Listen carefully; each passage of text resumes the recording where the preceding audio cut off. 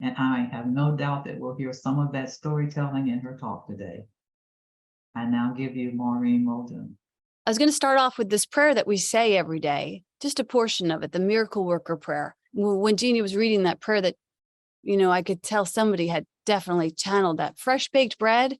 That was delicious. And this prayer was given the same way. It goes like this: we surrender all that we are to all that God will have us be. We bow our heads, our hearts, our agendas to God's will. We trust that God knows us, that God loves us, that God has us, that God holds us as we make our way to truth. We trust that we will see miracles where we once saw lack and limitation, and we'll be given assistance and solutions where we once saw dead ends. We commit to remembering that we are immersed and birthed from God's holy ecstasy and audaciousness, where all things are possible, plentiful, perfect, and pregnant with a greater good. So, are you in that spot? You are the space that sings of this holy ecstasy and audaciousness. That's who you're here to be. That's who we're all here to be. Where all things are possible, where all things are perfect, where all things are pregnant with a greater good. Do you have that in your bones? Are you in awe of God? And are you in awe of God's love for you? Or have we even scratched the surface of what it actually means to be in that state of eternal awe? Awe, as I was saying before in regards to Jeannie's prayer, awe is a state that makes you feel like you want to sigh. Ah. Awe is a state that makes you feel like you want to swoon. Ooh. Awe is a state that makes you want to sing. And you see some jazz musicians or just musicians who are lost in their craft, and they are just like tapped into that sigh, that swoon, that singing that comes from the soul.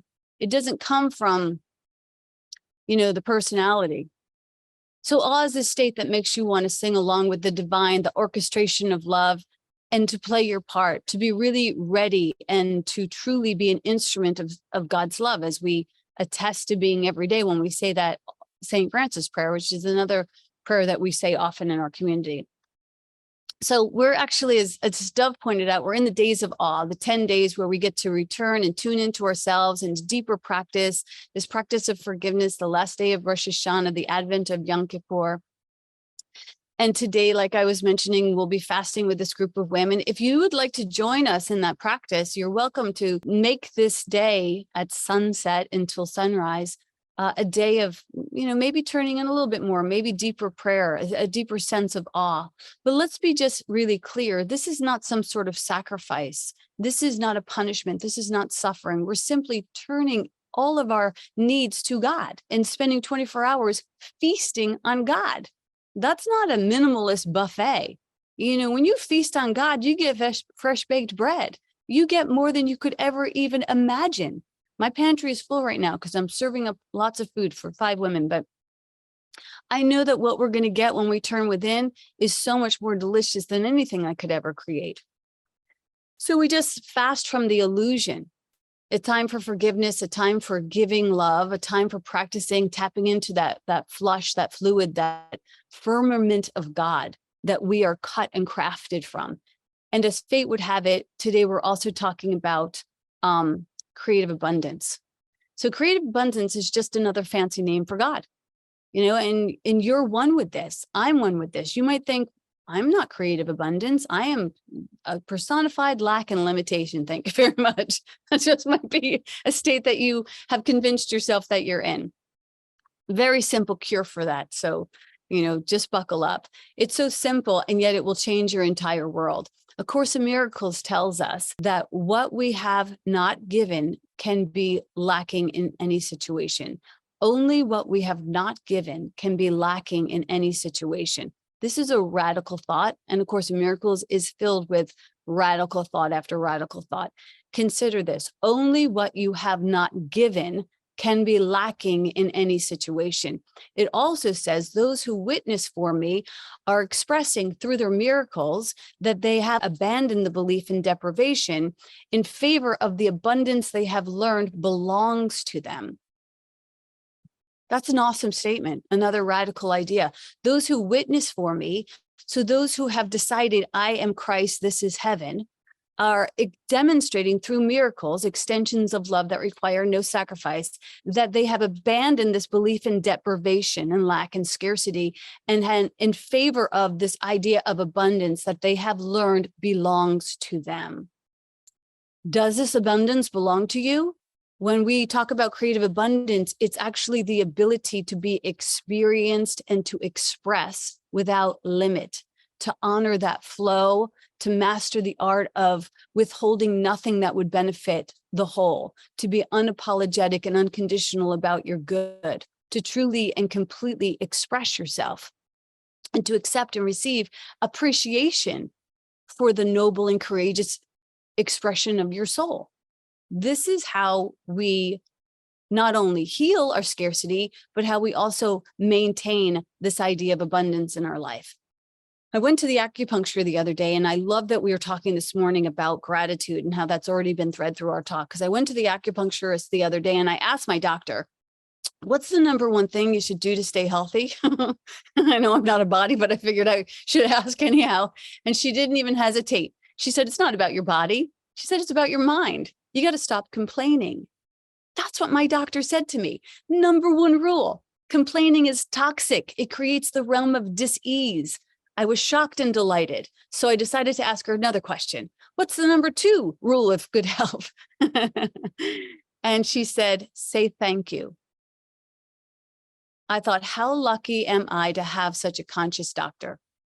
Her name, by the way, is Dr. Bong. So put that in your pipe and smoke it. Her name is Dr. Bong. She's magnificent. So my doctor knows what all good Course in Miracles students already know, that you will feel lack and limitation to the degree that you harbor fear and fixation and on what's not there. You know, in the Course, it says we are upset because we see something that's not there. So this is comparison. This is complaining. This is competition. You will feel affluence and expansion to the degree that you appreciate. Appreciate literally means adding to. There's a quote in the Bible that freaks a lot of people out. It kind of ruffled my feathers when I first heard it because I didn't understand it. It shows up in two places, two different gospels, Matthew 25:29 and Luke 19:26. For to everyone who has will more be given, and he will have abundance. From him who has not, even what he has will be taken away. So to everyone who has, more will be given. Billie Holiday said it like this. Mama may have, Papa may have, but God bless a child that's got his own, that's got her own. Do you have your own? Do you demonstrate what you have by giving? Giving only what you have not given is what you will have lack and scarcity around. Only what you have not given. So, and how do you give? Do you give from a sense of overflow, or do you give from a sense of, oh no? This is the energy that will follow through in your giving. Pure extension is done like a river. The river flows forward. It doesn't look over its shoulder. It doesn't take report cards. You know, it doesn't bargain. It doesn't blame. It doesn't go unconscious. It delights in the ability to extend what has been so generously given through it once it has received. It finds that the act of expression is giving is very similar to the grateful exhale that follows the inhale. It's the natural ebb and flow of everything. But we first must inhale before we extend this exhale. You must first receive to extend. And you cannot give, the Course says, you cannot give what you do not have. So do you allow yourself, like this Billie Holiday song, do you allow yourself to have? I have my own. Many people suffer because they do not allow themselves to receive. They don't know how to have. That's a major epidemic. We have a lot of have-nots. You may be looking around your world, seeing a lot of have-nots. We don't need any more have-nots. We need some people who have. You know, we can heal this illusion of scarcity. Because it's absolutely impossible for us to have scarcity if we are children of God, if we place our trust in God. So if you believe in scarcity, it will present itself in every single area of your life, in money, in health, in creativity, in romance. And we'll become aware of that congestion in these areas. And if we find that we're having congestion, we can be sure that we're not being honest.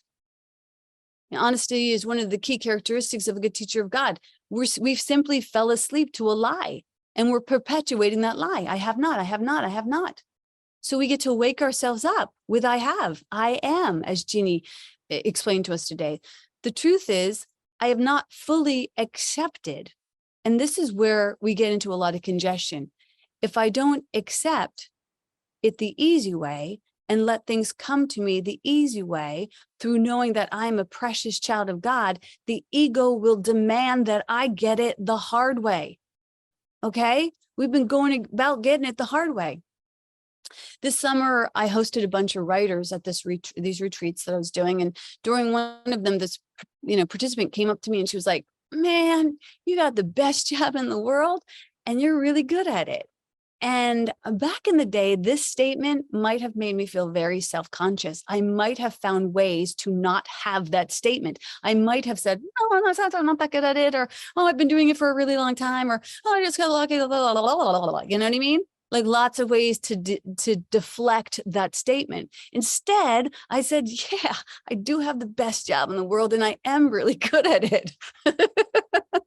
I let myself have it. I let myself have it. Do you let yourself have it? There was a time that I did not let myself have it. Instead of having it, I saw myself as having not.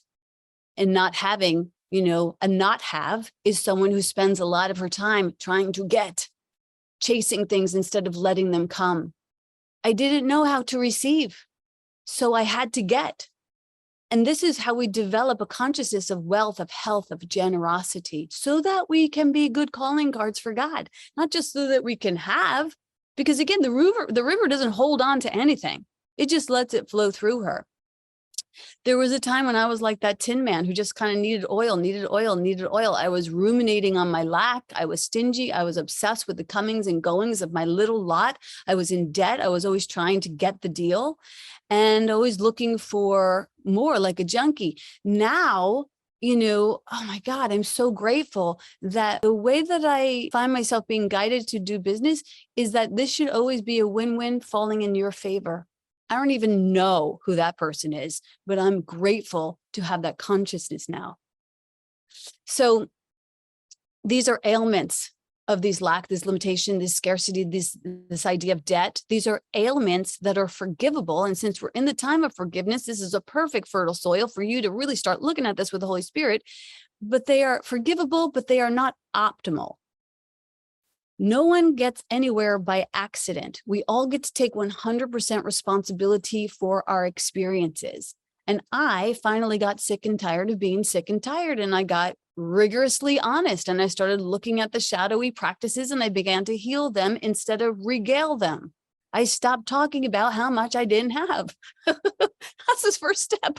That's all the first step is. As my doctor said, stop complaining.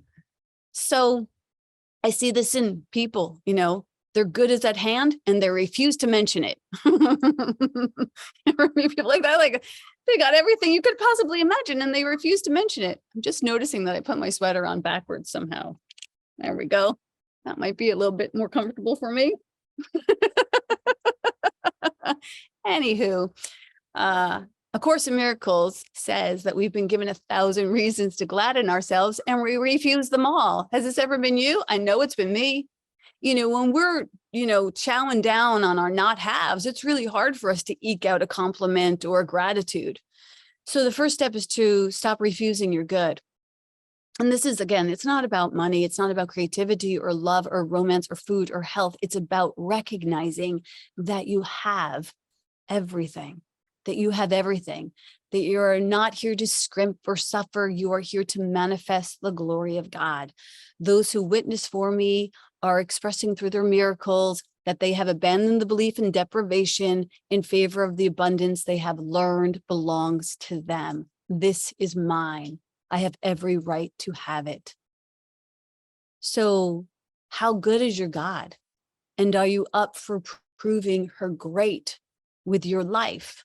Are you up for proving that your God is great? to let your life stir awe in others.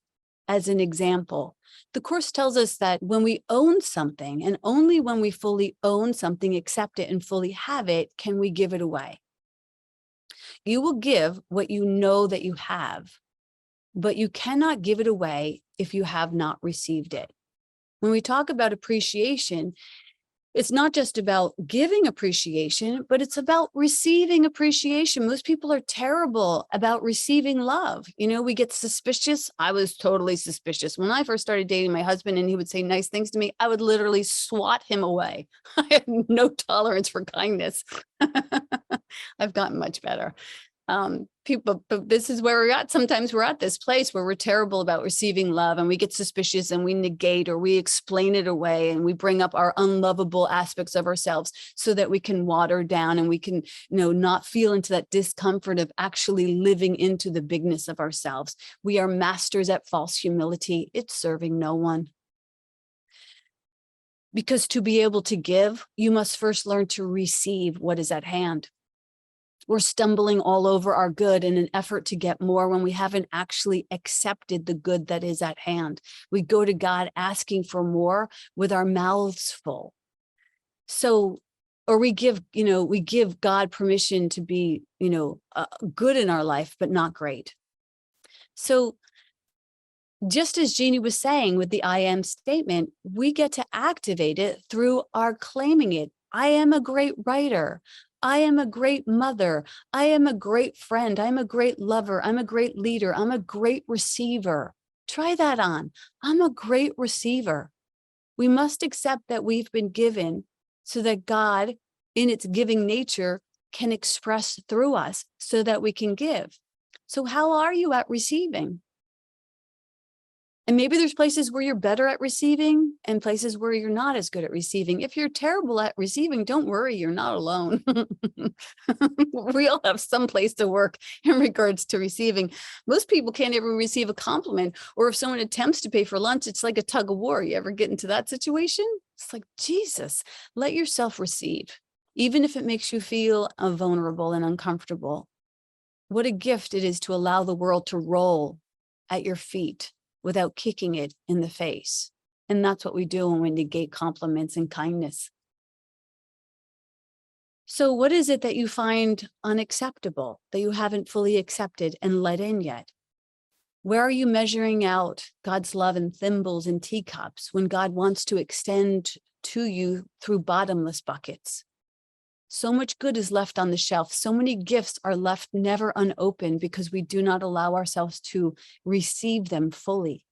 We settle for secondhand breadcrumbs gathered by our own resources when our God owns a freaking bakery. This is who our God is. This summer, my husband Will wrote a play called This or Something Better for his high school students. And it's a great tagline that we hear often in our community, saying a prayer and then this or something better. Because when we think, I know that I want just this God, we could be damming the flow. So, this good God or something better, because you know better than me. I don't want to get in the way of your greatness. I think it'd be also very interesting to practice this is something better. This right here is something better that I may not be seeing, that I may not have fully received right now. Let me fully accept that which is right now, this that is at hand. Let me fully suck the marrow of the miracles that live right here in this moment. You have the right to receive what is here and now. Of course, as we've been given 1,000 reasons to gladden ourselves and we refuse them all. And I'm here with these women again at this retreat, and we have these tanks for our waste. So I say to people, if you don't have to flush the toilet, don't flush the toilet. A little TMI, but we were sitting together and we're like, yeah, that's no problem. We don't care. Like, good way to conserve water. And I was like, yeah, because there are people who don't even have toilets. Like, how can we be so lucky? So many of us are so freaking blessed, and we overlook how well we've been blessed. So anyway, from that acceptance and appreciation, then your good can grow. That is grade A good soil. But we must first let go of seeking anything but God. And we must accept that God will deliver everything. Let us receive. God delivers abundantly, and God delivers so abundantly that it will leave you in awe. Let us give up our tolerance for littleness. We accept $1 when God's delivering a dozen. We think God's good is good, and we're afraid of what could be God's great. You can't imagine, delivering that much good through yourself to the world. And you might say, oh, I'm not ready to deliver that good, or I'm not worthy to deliver that good. If this is hitting a chord with you, maybe you're being asked to step a little bit closer to the cusp of your own greatness. God, the universal power, higher power, continues to call us into a bigger and bigger and bigger version of ourselves. It always steps forward. It moves forward like a river. It never shrinks backwards. So this can happen if we continue to live from our fear of receiving. So one way to row your boat towards this more expansive version of yourself, every time you row a boat, you're going to need an oar. And this is an acronym from the program that we're offering. It's kicking off on Monday, A Course in Creating OAR, OAR. This is a 3-step plan for organic and consistent growth. O, open your minds, open your hearts, open your hands. A, accept God's good, expect God's good. R, release any attachment or conditions. Open your mind, imagine, open your hearts, feel it in your gut, open your hands, be willing to be of service through the demonstration of this good. Grow a tolerance for your own boldness, and then release it. Let it go, give it away like the river. This is a real recipe for true prosperity, financial prosperity, creative prosperity, all forms of prosperity. Stay open and continue to honor, means like create that space for blank spaces like we're going to do today in meditation and stillness and fasting. Create that blank space so that the concepts that are yours can fully be accepted by you and you're not distracted by 1,000 and other 2 things that you're probably not supposed to be doing to begin with. And when that concept comes to you, let it formulate, take it in, let yourself have it, let it bloom, and own the boldness and the brilliance of allowing yourself to demonstrate the expansion of creative abundance. And then when it's fully bloomed, give it away. One thing that can help us is to go at a slower pace. And that's why this idea of fasting and slowing down is really good. So slow down so you can take in the good, so you can take in the concept, so you can let it marinate, so you can savor it, embody it, let it become who you are. Not just like accept these windfalls of goodness, but to let this windfall, these windfalls of creative windfalls or inspirational windfalls or financial windfalls, let them come into you and let this be your constant, not just your lucky, stroke of luck. This is part of the creative process. It's like what we do with good soup or good wine. We let it sit for a little while. We take it in. We get comfortable with this greater good. We let ourselves fully receive it. The last step is usually the hardest, which is to give it away. So how can we release something after spending so much time like fully embodying it and receiving it? How can I release that good? What if there is no more good that comes? These are the fears of the faithless. That's not you. We got to get a bigger God. We got to get a bigger faith. So if you do not master giving back, you will become a hoarder instead of a haver. That's not for you. You have to prove that you have by giving. Timing is everything. Going from having and holding to extending, this is a very particular and interesting moment. And if we're talking about creativity, sometimes the novice creator might feel uncomfortable holding back their great idea.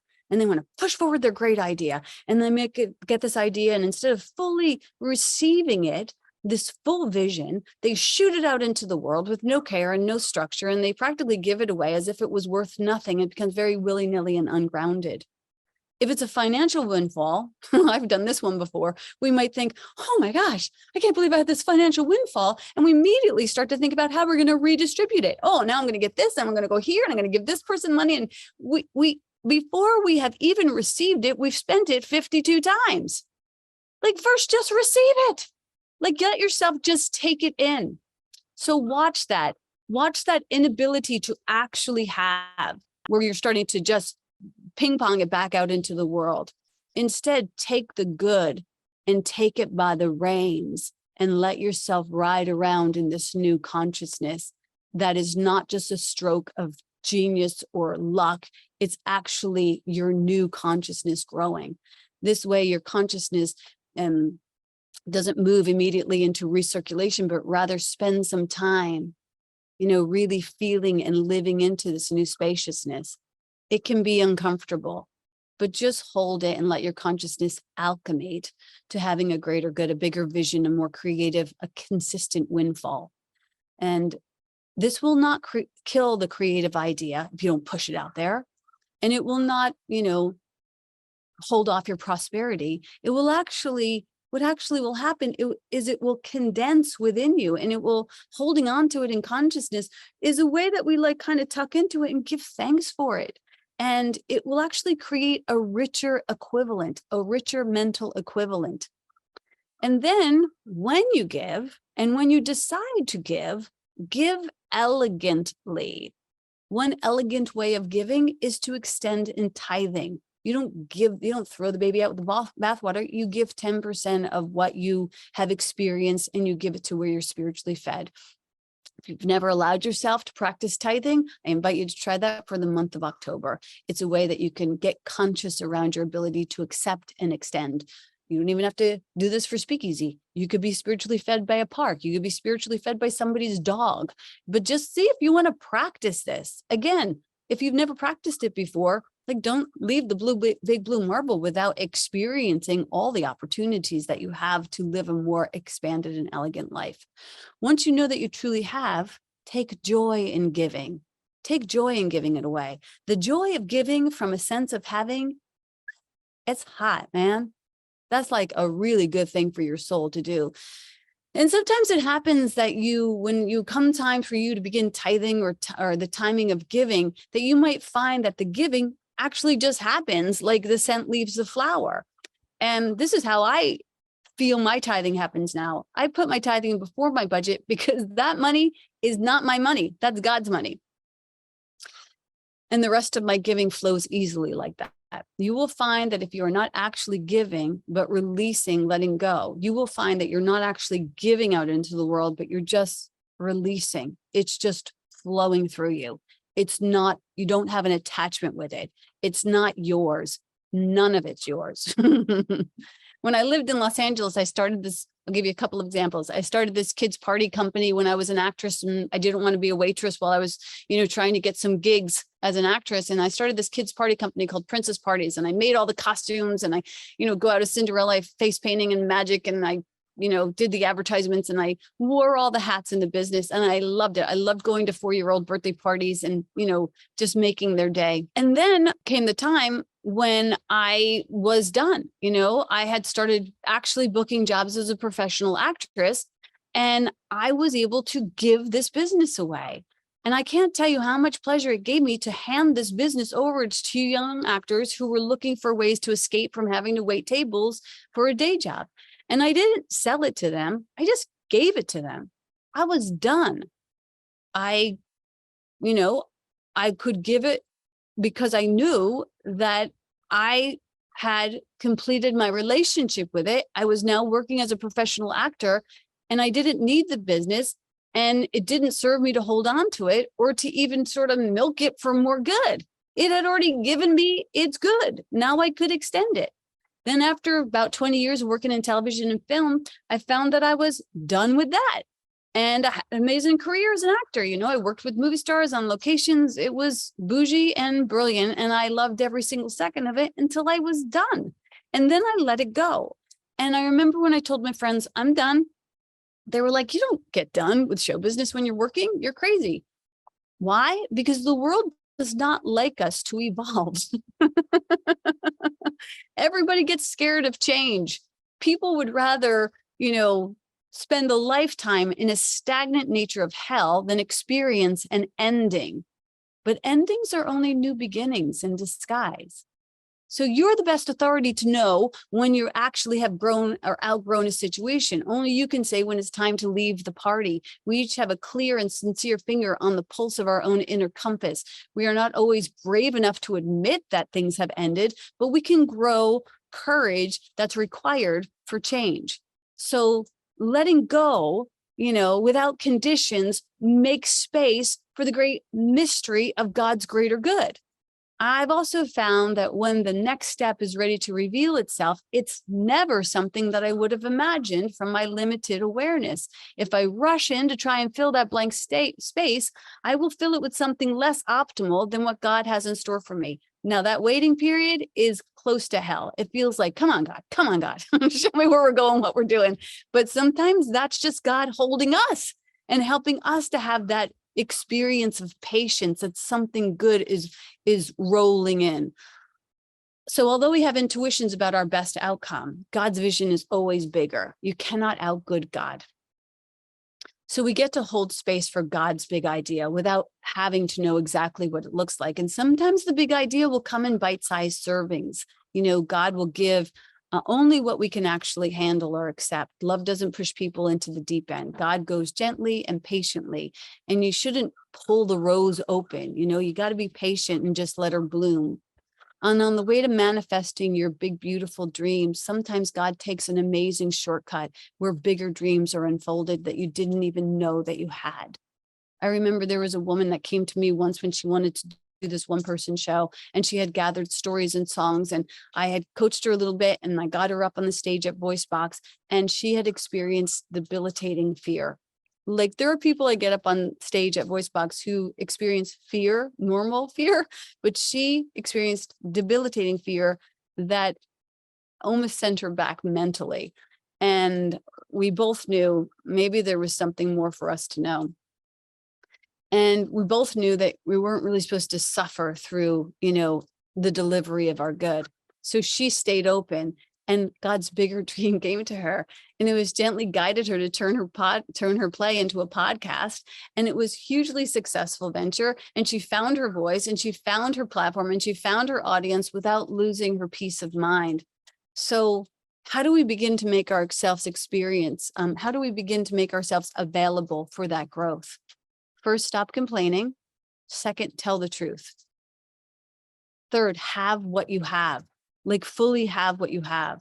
To those who have, more will be given.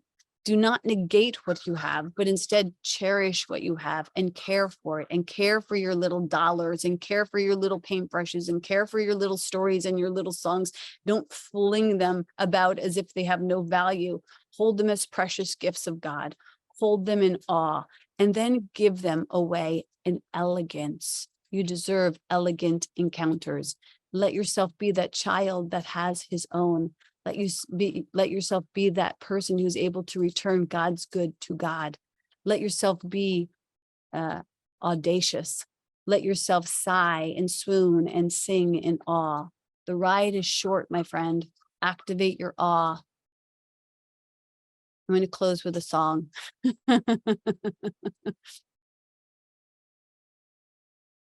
Hum of nature sings a song, and all God's creatures sing along. And who will watch the river flow and recount the fireflies' glow? And who will give thanks for the breeze, humble flies and bumblebees? And who will sigh and who will swoon? And who will lie beneath the moon? And who will bless the water's waves? And who will watch the wild beasts graze? And who will witness night stars fade and plant the seeds that bring the shade? And who will sigh and who will swoon? And who will lie beneath the moon? And who will fly beneath the moon? Before we die beneath the moon. That's the word.